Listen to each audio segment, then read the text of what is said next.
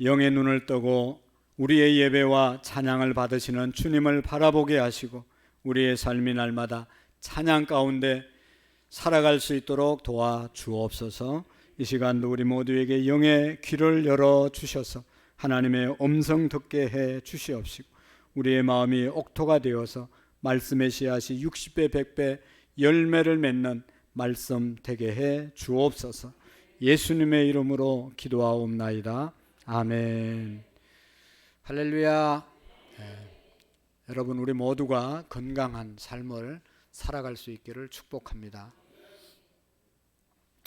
건강한 그러한 삶을 살아갈 수 있기를 축복합니다. 건강한 사람들을 보면 특징이 있습니다. 건강한 사람인지 병든 사람인지, 건강하게 살아갈 사람인지 약해질 사람인지 보면 우리가 아는 방법이 있습니다. 그 중에 첫 번째가 뭔가 하면 건강한 사람은 누가 뭐라고 그래도 음식을 잘 먹습니다. 식사를 잘합니다. 밥맛이 있습니다. 밥 먹는데 앉아서 보면 환자인지 건강한 사람인지 금방 알 수가 있어요. 밥을 넣고 깰찍깰찍 하는 사람은요, 그건 뭔가 문제가 있는 사람이에요. 어떤 음식을 넣더라도 그냥 입으로 들어가면요, 그 사람은 병 들었다가도 금방 건강해집니다. 여러분, 우리 장로님 아버님 돌아가셨는데 이틀 전에 곡기를 끊었다고 그러더라고. 곡기 끊은 사람은 여기 있어도 언젠가는 금방 죽어요. 먹어야 사는 겁니다. 또 우리 집사님 어머니도 곡기 끊었다고 전화 왔는데 아직도 돌아가시지는 않았지만 먹어야 사는 것입니다. 여러분, 입맛이 떨어지면 그 다음에 다 약해질 수밖에 없는 거죠. 그래서 의사들은 그 말을 영양을 골고루 공급을 받아야 산다는 거죠. 한쪽에 치우치도 안 되고 계속해서 적당한 음식으로 영양을 공급받아야 건강하게 살아갈 수 있습니다. 뿐만 아니라 건강한 사람들은 보면 숨 쉬는 소리가 다릅니다. 호흡이 다릅니다. 여러분, 환자가 옆에 앉아 있으면 호흡하는 게 아주 힘들어 합니다. 그리고 더 힘들면요, 중환자가 되면 자기 혼자 호흡을 못해서 중환자실에서 산소호흡기 꽂아줘야지 숨을 쉬고 생명을 유지할 수 있습니다. 그러니까 호흡의 상태를 보면 이 사람이 건강한지 건강하지 않는지 금방 알 수가 있죠. 그래서 옛날에 병원에 가면 의사 선생님들이 그냥 옷 확 걷어붙이고 청진기로 가슴과 등을 대면서 그 사람의 숨소리, 호흡 소리를 듣고 어떤 병이 걸렸는지, 병이 얼마나 중한지 안 중한지를 체크하잖아요. 아무리 힘들어도 여러분 호흡하면 사는 겁니다. 병든 사람은 심한 운동도 못하고 심한 일도 못하고 날마다 힘들어하는 거예요. 뿐만 아니라 여러분, 건강한 사람은 가만히 보면 가만히 있지를 못해요. 그냥 뭔가를 일을 하는 거예요. 집에 가만히 못해서 바깥에 나와서 일하기도 하고, 집에 있어도요 계속해서 뭔가를 움직이지 그냥 가만히 있지를 못하는 거예요. 그러니까 환자들은 그냥 쭉 늘어져 가지고 아무 일도 못하는 거예요. 이게 병든 사람이에요.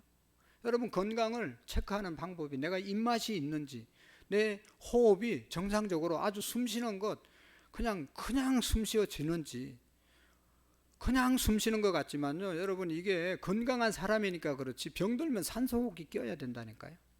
호흡 잘하고 있는지, 아니면 내가 활동량이 점점 떨어지고 있는지, 여러분, 점점 눕는 시간이 많아지고 그러면요 이제 죽음이 가까운 거예요. 어린아이들은 일어나면 하루 종일 돌아다니지 그렇게 누워있지 않아요. 그런데 이제 나이가 들면 그냥 앉았다 하면 졸리고 그냥 눕고 싶고 이러면 이제 그 영혼이 이제 그렇게 누울 시간이 점점 다가오는 거예요.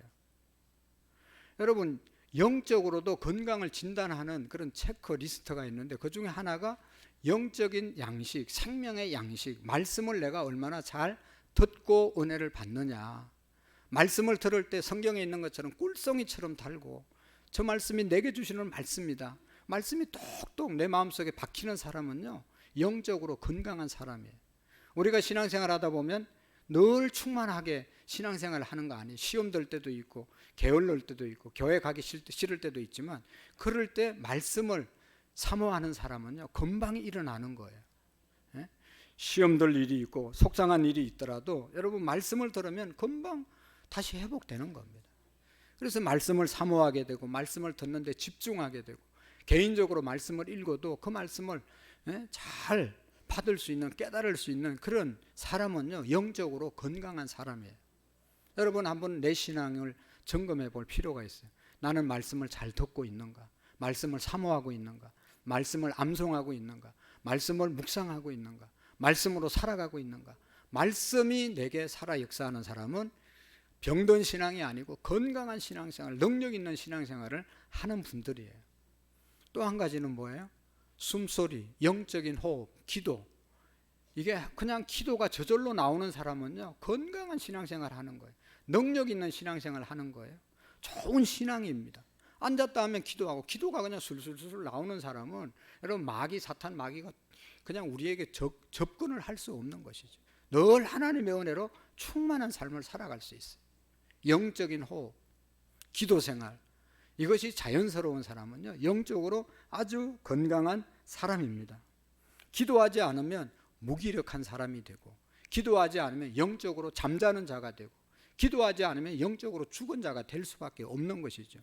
여러분 호흡 안 하고 살아날 사람이 어디 있어요? 천하 없는 사람도 여러분 호흡을 해야 사는 것이죠.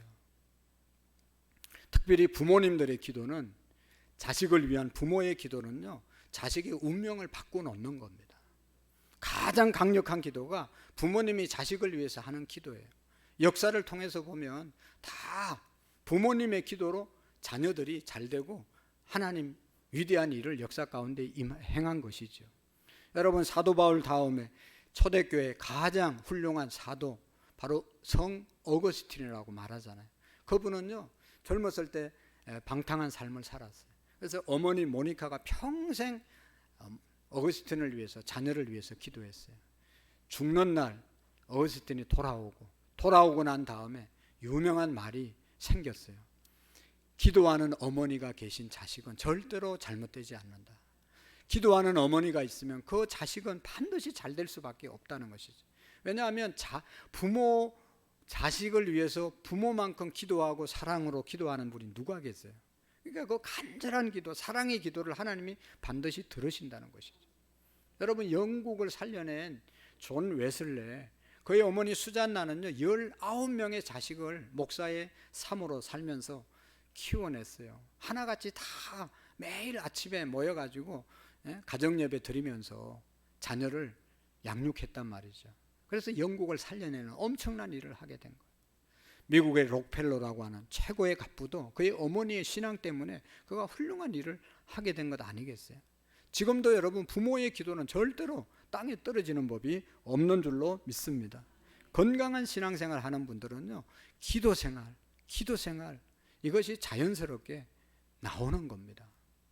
그리고 건강한 신앙생활을 가진 사람은 여러분 하나님의 일에 적극 동참하고, 여러분 건강한 사람이 가만히 있지 못하는 것처럼 영적으로 건강하면 교회 와서도 어디에 가서도 하나님의 일을 하면서 살지, 그냥 아무 일도 하지 않고 무관심하게 그렇게 사는 사람이 아닙니다. 주일에 출석뿐만 아니라 교회 와서뿐만 아니라 어느 곳에 있든지 여러분 하나님의 영광을 위해서 열심히 일하는 사람이 영적으로 건강한 사람이에요. 오늘 성경에 보면 예수님께서 이제 십자가 앞두고 아주 중요한 말씀을 하고 계십니다. 그 중에 하나가 성령에 대해서 말씀하셨어요. 이제 내가 곧 가면 너희들을 나처럼 보호하고 인도할 성령을 주실 것이다. 성령을 받아야 된다. 성령에 대해서 말씀하시고 또 이제 기도에 대해서 말씀하셨어요. 특별히 예수님께서 목요일 날 저녁에 제자들과 함께 최후의 만찬을 하잖아요. 만찬의 자리에서 예수님께서 말씀하셨습니다. 이제 죽음을 예고하면서 내가 이제 너희를 떠날 것이다. 다시는 너희들이 나를 보지 못할 것이다. 내가 이제 너희들을 떠날 것이다. 다시는 너희들이 나를 보지 못할 것이다. 떠난다는 말이 뭔가, 다시 보지 못한다는 말이 뭔가, 바로 십자가에서 죽는다는 말씀이잖아요. 그래서 제자들이 처음에는 이해를 하지 못하고 왜 예수님이 저 이상한 얘기를 자꾸 하냐, 우리를 떠난다는 얘기를 하고 다시 만날 수 없다고 얘기하고, 오늘 성경에도 보면 예수님이 이상한 말씀을 하셨어요. 그럴 때 이제 나중에 제자들이 깨닫고, 아, 예수님이 떠나신다는 말이구나 라고 하는 사실을 그들이 깨달았어요. 그래서 그들의 마음속에 지금 예수님은 어떤 존재입니까?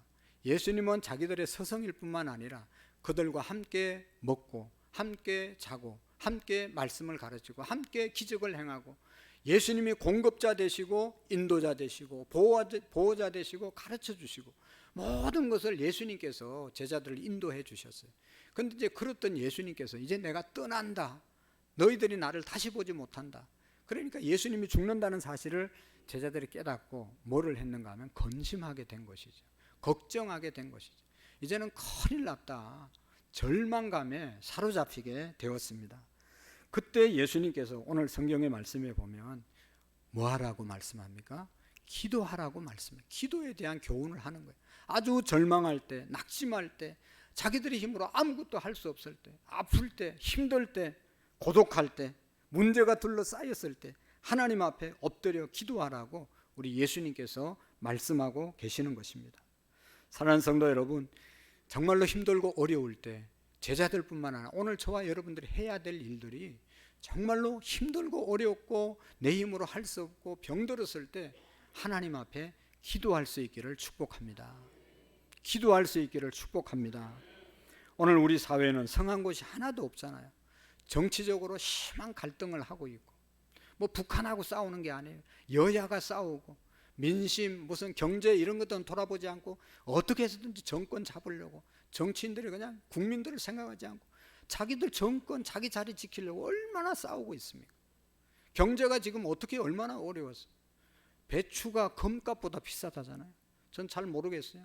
그러니까 그런 줄 아는데 금값보다 비싸대요. 우리 김치 먹는 것은 금을 먹는 것보다 더 귀한 거 먹는 거예요. 이렇게 되어졌어요.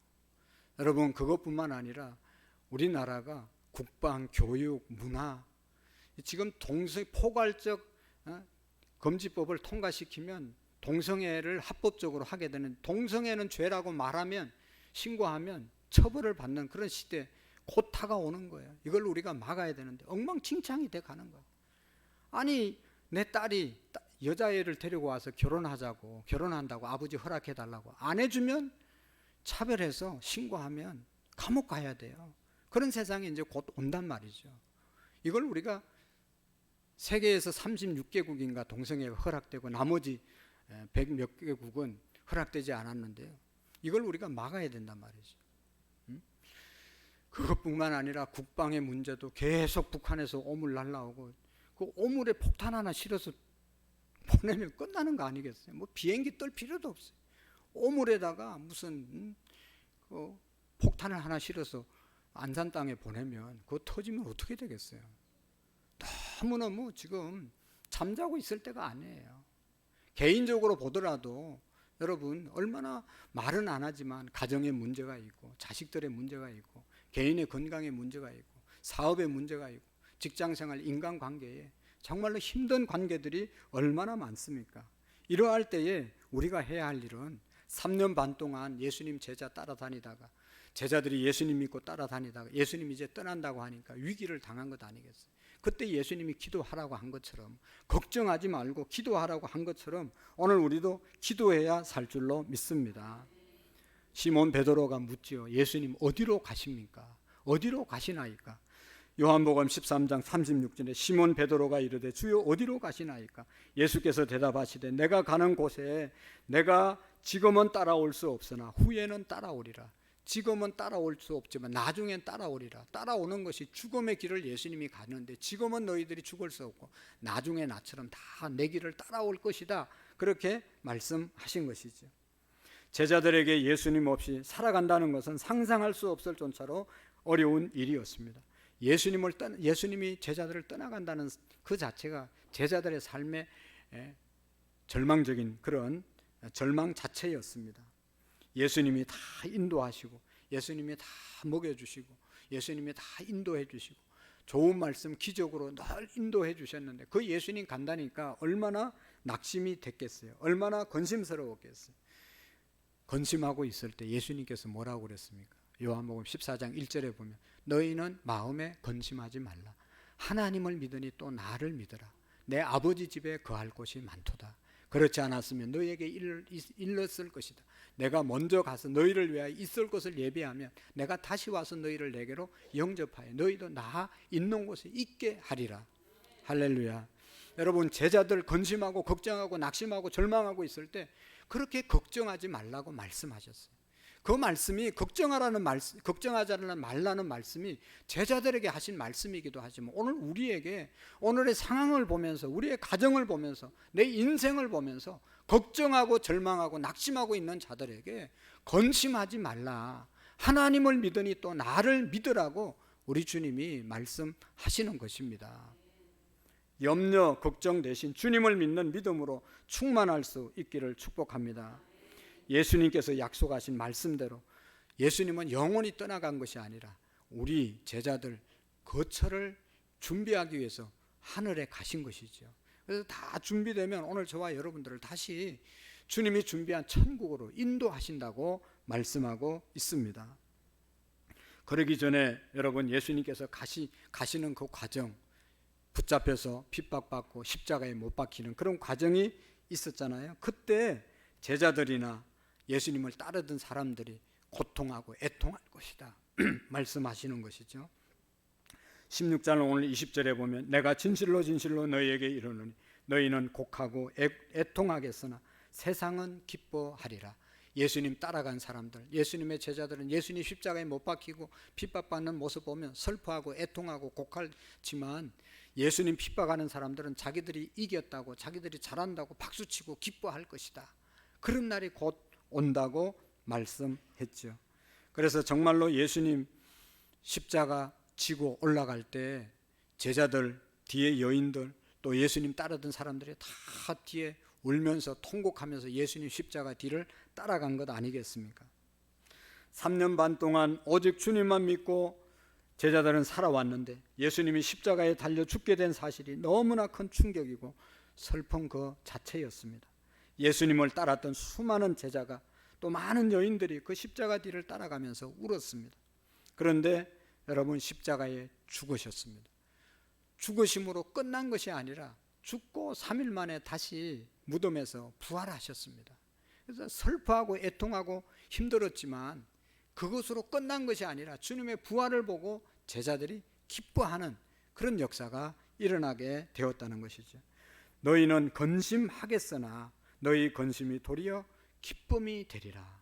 예수님 십자가 지는 거 보고 십자가에서 죽는 거 보면 너희들이 근심하고 애통하겠지만 그러나 그게 끝이 아니다. 다시 기쁨이 되리라. 할렐루야.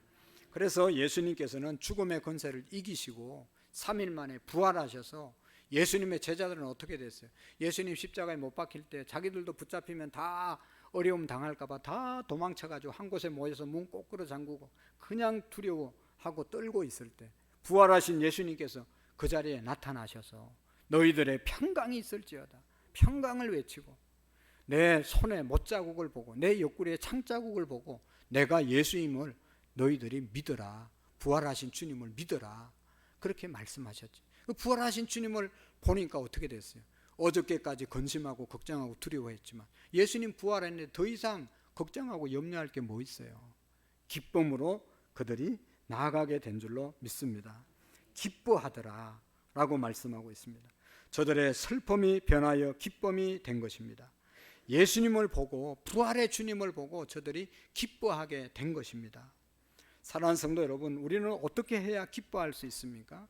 절망 가운데서 기뻐할 수 있는 희망으로 바뀌는 것이 예수님의 이름으로 기도할 때 우리의 절망이 희망으로 기쁨으로 변화되는 줄로 믿습니다.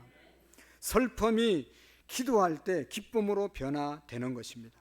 문제가 기도할 때 하나님이 응답으로 역사해 주실 줄로 믿습니다. 우리는 주님 앞에 위기가 변하여 기회가 되도록 기도하셔야 합니다. 정말로 기도하면 우울했던 자들이 기뻐하는 자들이 됩니다.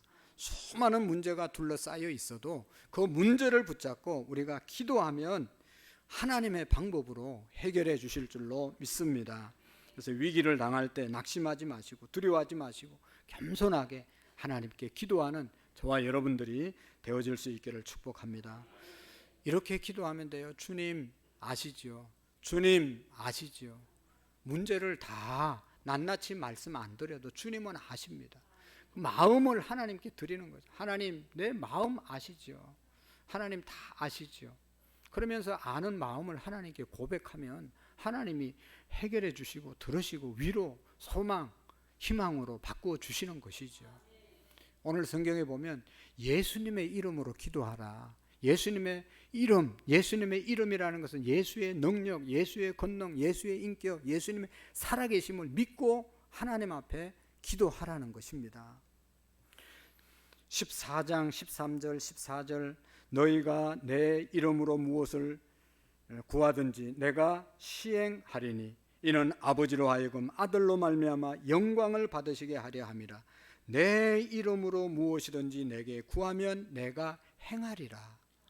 내 공로, 내 능력으로 나가는 것이 아니라 예수님의 공로, 예수님의 능력, 예수님의 이름으로 하나님께 나가면 하나님이 예수님의 이름 때문에 응답해 주시겠다고 말씀하는 것 아닙니까? 예수님의 이름으로 무엇이든지 구하면 주님이 행하신다고 말씀하셨습니다.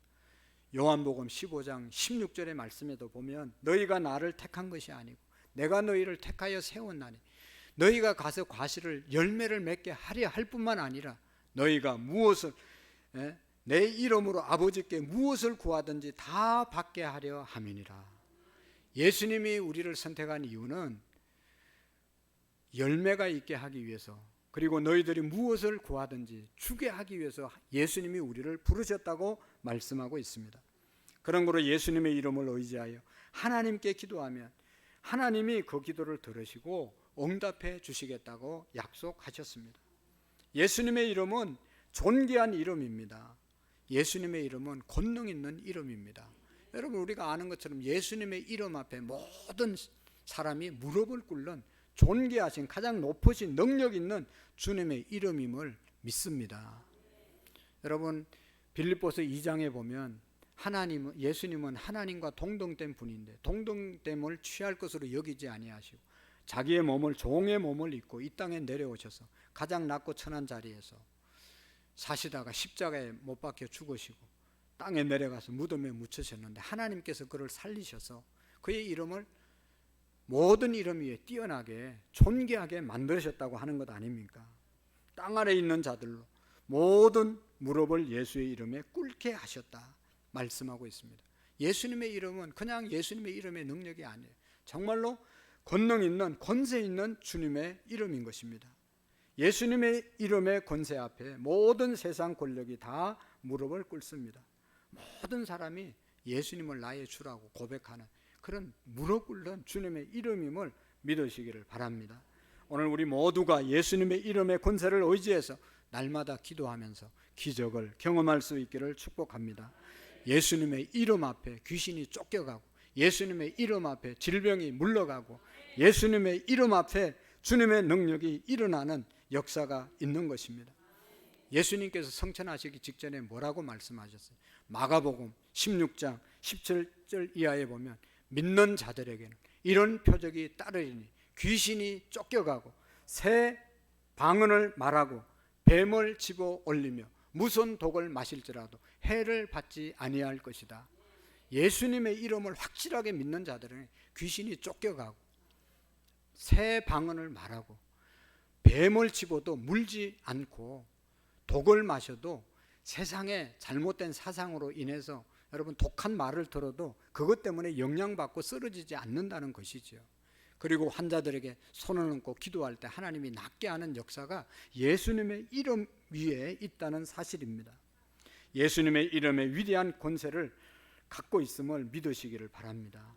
여러분, 우리 모두가 깨달아야 될 것은 예수 믿는 사람들은 예수님을 영접한 사람들이고 정말로 예수님이 내 마음속에 있는 사람들은 예수님의 이름의 권세를 다 가진 분들입니다. 근데 왜 능력이 안 나타나냐? 그 사실을 믿지 못하고 행하지 않기 때문에 능력이 안 나타나는 거죠. 내 안에 예수님이 계시고 예수의 이름의 권능이 내게도 있다라고 하는 사실을 믿고 기도하고 행하면 하나님께서 역사하시는 것이죠. 여러분, 이건 뭐 오래 믿어야 되고 적게 믿어야 되고 그런 문제가 아니에요.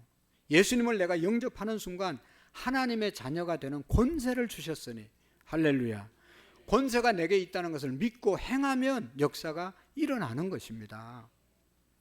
여러분, 예수님께서 만약 베드로와 요한이 예루살렘 성전 올라갈 때 제9시 기도 시간에 기도하러 갔는데 그 성전 앞에 40년 동안 한 번도 걸어 보지 못한 앉아서 오고 가는 사람에게 구걸하는 사람이 있었잖아요.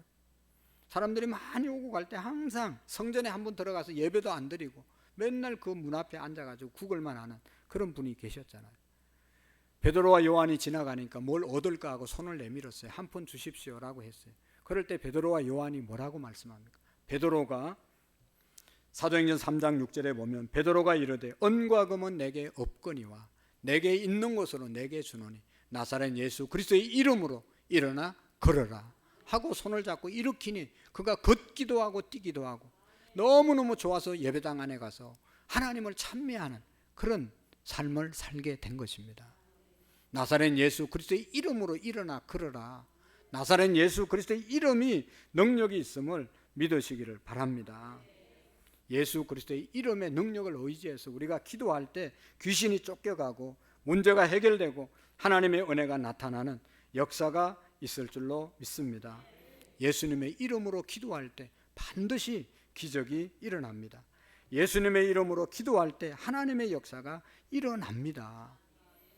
여러분, 오늘날 문제가 뭐예요? 베드로와 요한에게 문제가 뭐였어요? 은과 금이 없었어요.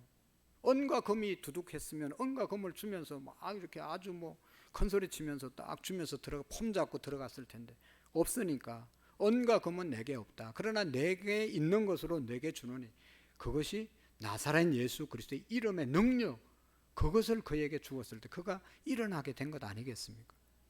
오늘날 많은 사람들은 지갑에 카드가 다 있어요. 카드가 아주 한도가 얼마예요? 다 쓸 수 있는 카드가 있어요. 현금도 있어요. 그러나 중요한 것은 예수 그리스도의 이름의 능력을 여러분 누리지 못하고 사는 사람들이 많다는 것이죠. 예수 그리스도의 이름의 능력이 우리에게 있음을 믿으시고 활용하는 저와 여러분들이 될 수 있기를 축복합니다. 예수님을 영접하는 순간 예수의 이름의 능력이 우리에게 있는 것입니다. 여러분, 마귀가 하는 말에 속아 넘어가지 마세요. 그렇게 해가지고 능력이 나타나겠냐? 그렇게 신앙생활에서 하나님의 역사가 일어나겠냐? 네가 그래도 하나님의 자녀냐? 마귀는 계속 그렇게 하는 거예요. 그러나 여러분, 그건 마귀의 유혹이 마귀의 말이지 진짜는 예수님의 이름의 능력이 내게도 있는 겁니다. 여러분들에게도 있는 거예요. 믿고 기도할 때 하나님의 역사가 일어남을 믿으시기를 바랍니다.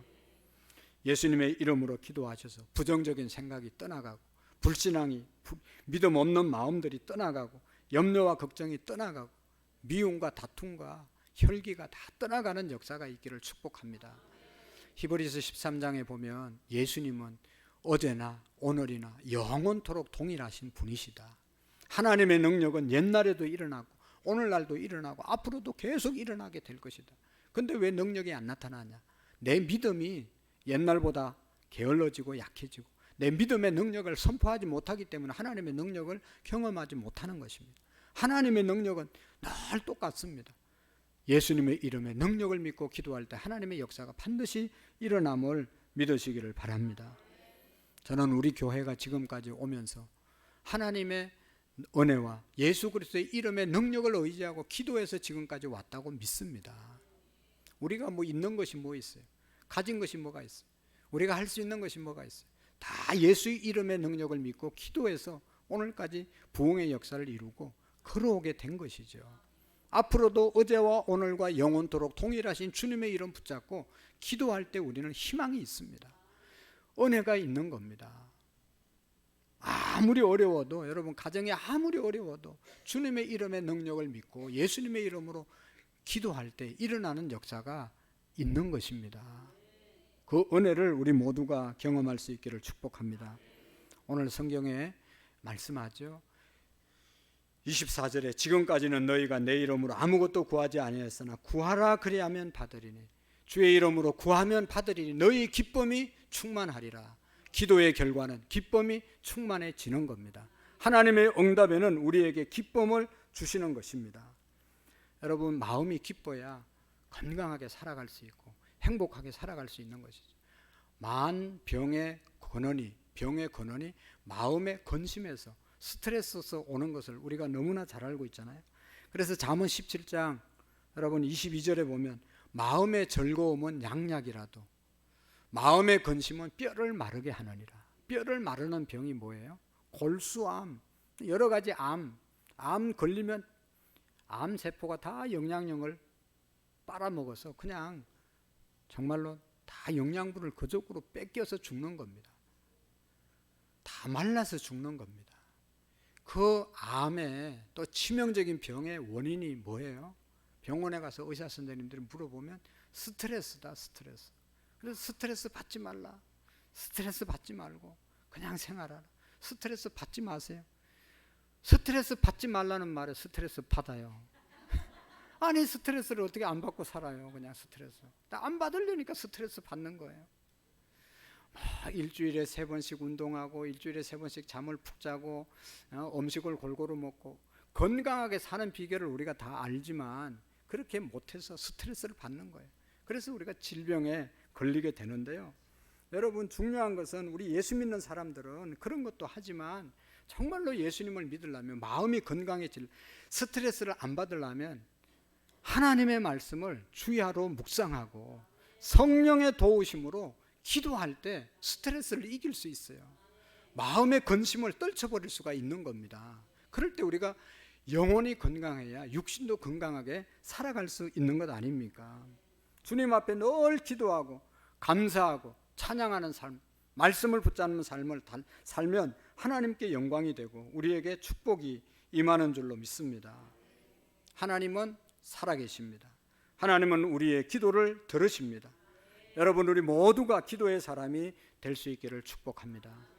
왜 하나님 앞에 잘 기도하지 않고 왜 예배 신앙생활 하나님 잘 안 믿을까? 눈에 안 보이거든요. 있다고 하긴 하는데 어떨 때는 있는 것 같고 어떨 때는 없는 것 같고 눈에 보이면 확실하게 믿을 텐데 눈에 안 보이는 거예요. 그러나 눈에 안 보여도 하나님은 영이라고 말씀하고 있잖아요. 영적인 분이기 때문에 안 보여도 영으로 이 자리에 가득히 임재하고 계시는 겁니다. 믿음으로 하나님을 아는 것입니다. 하나님을 믿음으로 믿는 것입니다. 아, 하나님이 이 자리에 임재하시구나. 믿음으로 고백하는 것이죠. 믿음으로 하나님을 보는 사람은 하나님께 기도하는 것이죠. 여러분 이 예배당 안에 공기가 가득하지만 공기가 없다고 말하는 사람 한 사람도 없어요. 눈에 보이지 않지만 공기가 있기 때문에 우리가 사는 거예요. 하나님 눈에 보이지 않지만 하나님의 역사 가운데 우리가 살아가고 하나님의 은혜로 살아가는 겁니다. 눈에 보이는 것만 존재하는 겁니까? 눈에 안 보이는 것이 훨씬 더 존재하는 것이 많습니다. 우리의 눈은요 너무나 한계가 있어요. 너무 멀리 있는 것도 안 보이고 너무 가까이 있는 것도 또 못 봐요. 눈으로 볼 수 있는 것은 지극히 작은 것들, 지극히 제한적입니다. 눈에 안 보이는 것이 훨씬 더 많습니다. 하나님 안 보인다고 존재하지 않는다고 생각하는 것은 정말로 어리석은 겁니다. 하나님 안 보여도 하나님은 분명히 역사하시고 존재하신 분이십니다. 그분께서 말씀하시는 이 기도하라고 하시는 말씀, 하나님이 들으신다는 말씀을 우리가 꼭 믿으시기를 축복합니다. 벌써 여러분 여름은 다 가고 가을이라고 하는 9월도 다 갔어요. 화요일이 이제 가을의 중반에 접어드는 10월입니다. 세월이 얼마나 빠릅니까? 금년이 이제 10월 달 되면 몇 달 남은 거죠? 2달 남았어요. 2달 남으면 어떻게 됩니까? 지금 나이가 지금보다 많아지잖아요. 금방 가잖아요. 이 빠르게 흘러가는 시간 속에서 여러분 우리가 보람 있고 의미 있고 가치 있고 제대로 살아야 되지 않겠어요? 언제까지 그렇게 어영부영 그냥 살아가겠어요? 계속 있는 게 아니잖아요. 우리가 하나님 앞에 결단하고 바르게 신앙생활 할 수 있기를 축복합니다. 복된 삶을 살기를 축복합니다. 그러기 위해서는 우리가 새벽을 깨워야 됩니다. 새벽을 깨우는 은혜가 있기를 축복합니다. 일찍 주무셔야 새벽을 깨울 수 있습니다. 여러분 제가 얼마 전에 책을 봤는데 잠자는 게 보약이라고 그러잖아요. 잠잘 때 세포가 다시 소생되고 잠잘 때 암이 치료되고 잠잘 때 모든 것이 회복된다는 거예요. 너무너무 중요한 비결이에요. 아무리 건강한 사람도 며칠만 잠 안 자면 해롱해롱하고 다 이 생활 패턴이 깨지면 그때부터 병이 생긴다는 겁니다. 그러니까 일찍 주무시는 것이 너무너무 건강의 비결이고 일찍 일어나는 것이 너무너무 좋은 생활의 습관이에요. 그래서 일찍 자고 일찍 일어난다. 옛날에 우리 새나라의 어린이는 일찍 자고 일찍 일어난다. 이게 다 그래서 우리가 지금 우리나라를 만든 거 아니겠어요? 지금처럼 밤문화가 발달되면 이거 얼마 안 가서 망하는 거죠. 밤에 뭐 할 일이 뭐가 있어요? 주무시고 새벽에 일찍 일어나 낮에 하나님이 주신 낮에 열심히 일하시고 밤에는 쉬시고, 정말로 여러분 나는 밤에 일하지 않으면 못 산다고 하시는 분들은 금요일 날 저녁에 나오셔서 하나님께 기도하면서 환경을 바꾸어 달라고 기도하시고, 새벽을 놓치는 분들은 저녁에 나와서 기도하시고, 기도하실 때 우리의 삶이 살아나게 될 줄로 믿습니다.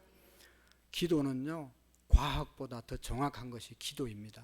정확하게 하나님이 응답해 주십니다. 저희 아버지는 평생 동안 새벽 기도 하신 분인데 하나님 말씀대로 살려고 애쓰고 노력하고 자녀들을 그렇게 가르친 분인데, 그래서 참 믿음 있는 사람은 좋아하지 믿음 없는 사람들은 같이 생활하기가 너무 힘들어요. 기도도 오래 하지요. 그냥 새벽 기도 맨날 가야 되죠. 집에는 먹을 것 없어도 헌금 생활 해야 되죠. 늘 말씀드렸잖아요. 우리 잘할 때 교회 하도 갖다 바쳐서 흰버전 폈다고, 보리밥만 많이 먹어서 그렇게 살았죠. 얼마나 힘든지 몰라요. 왜 그렇게 사셨는가? 아버지가 평소에 늘 안 믿는 사람 만나면 간증하는 몇 가지 간증이 있어요. 그 중에 하나를 금요일 날 말씀드렸고, 오늘도 보면 저희 아버지가 젊었을 때 청년 때 예수님을 믿었는데요, 청년 때 얼마나 혈기왕성하고 막 그냥 날아다니는 것 아니겠어요? 그런데 위가 안 좋아서 항상 배탈이 나고 배앓이를 해서 몸이 홀쭉하고 살맛이 안 나는 거죠. 얼마나 힘들겠어요. 다른 친구들은 청년 때 그냥 얼마나 힘이 펄펄 남아 돌아가는데 이게 속이 안 좋으니까 날마다 힘들어하는 거죠. 그런데 예수님을 믿고 하나님께, 하나님 이 병 치료해 달라고 하나님께 간절히 기도했는데, 어느 날 꿈속에서 흰옷 입은 분이 나타나셔서 자기의 배를 싹 만져줬대요. 그리고 다시 아프지 않을 것이다, 그런 말씀을 하시고 떠났는데, 그 다음부터 진짜로 배가 아프지 않는 거예요. 먹는 대로 소화를 잘 시키고. 저희 아버지는요, 병원에 한 번도 안 가셨어요. 사고 나서 잠시 끌려갔지 자기 아파서 병원에 입원시킨 적이 없어요. 대단한 분이에요. 뭐 우리도 다 그렇지, 그렇게는. 어떻게 하다 뭐 이렇게 약방에 가서 약을 지면, 아버지 약을 지면 어떻게 그분이 다 아프냐고 그런 얘기를 들은 적이 있어요. 제가 어릴 때 아버지 약지로 가서 아프지를 않았어요.